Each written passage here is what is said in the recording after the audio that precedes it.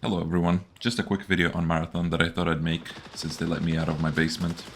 There is a hater within me because looking at Marathon from the outside perspective, all I see is Apex Legend gameplay that is slowed down and changed by stamina bar. And it is that, don't get me wrong.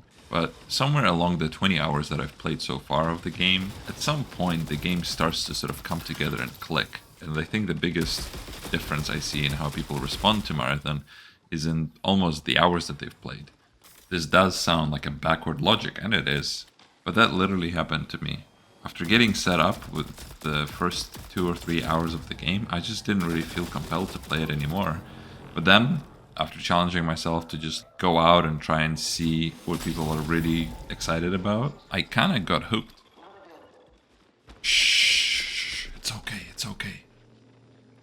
You're gonna go to a farm. Okay, you'll see your friends now. Marathon is fundamentally a PvP game. There is PvE present in the game, and it is a big part of the game, but it is not engaging enough to warrant anyone really getting excited over it. I think fundamentally the main game loop will always revolve around your team or your fighting against other players, and I think that's where the game is at its strongest. Yo, what the fuck, bro?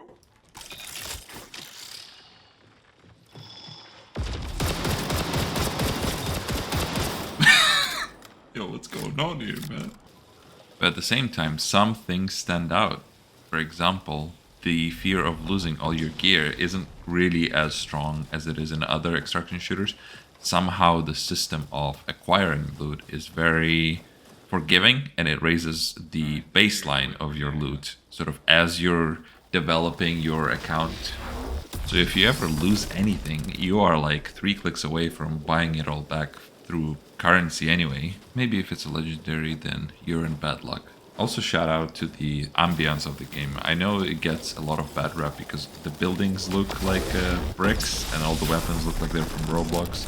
But really, I think once you load into a map solo and you're sort of traveling through the areas and then there's a little bit of rain coming through and it's like the sound, like the immersion I think created is really good, and it probably stands even against something like Arc Raiders.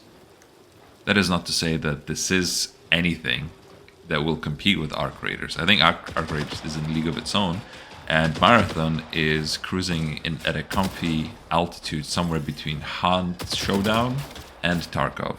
So in a perfect world, I imagine Marathon will sort of capture some part of both of those player bases.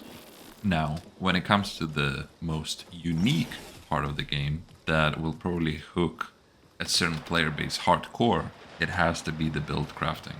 You can fill out a lot of your character slots with items that have conditional sort of rules.